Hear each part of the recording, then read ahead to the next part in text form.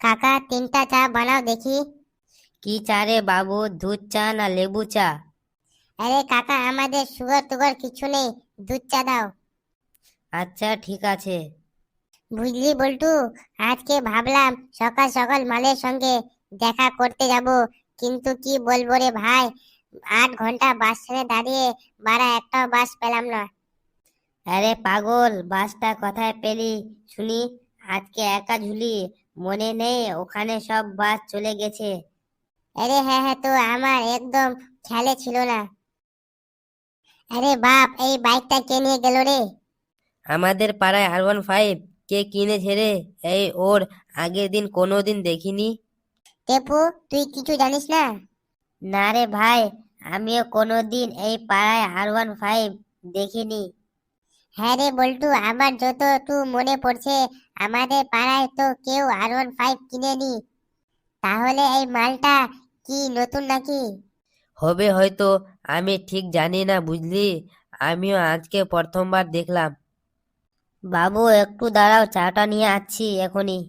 আচ্ছা কাকা, একটা কথা জিজ্ঞাসা করব। হ্যাঁ বলো না।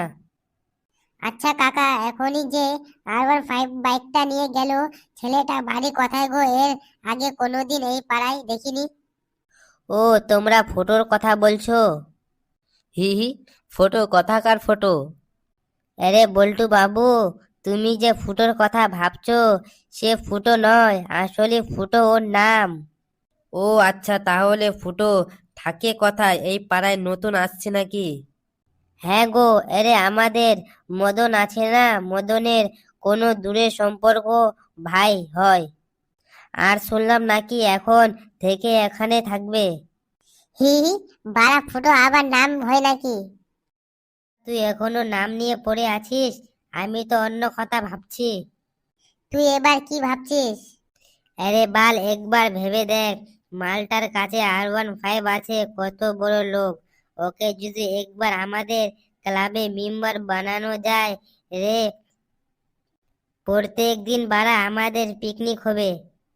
হ্যাঁ রে কচা, বল্টু কিন্তু একদম ঠিক কথা বলেছে।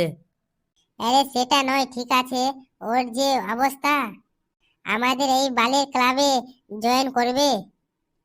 আরে ওটা আমার উপরে ছেড়ে দে, খালি দেখ আমি কি করি, তোরা খালি তৈরি থাকিস।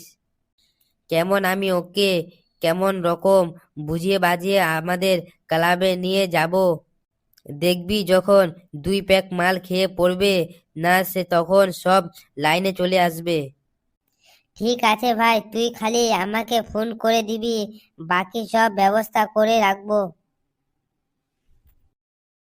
কাকা, 1 কাপ চা দিও তো। আরে এই তো কালকে R15 মালটা না।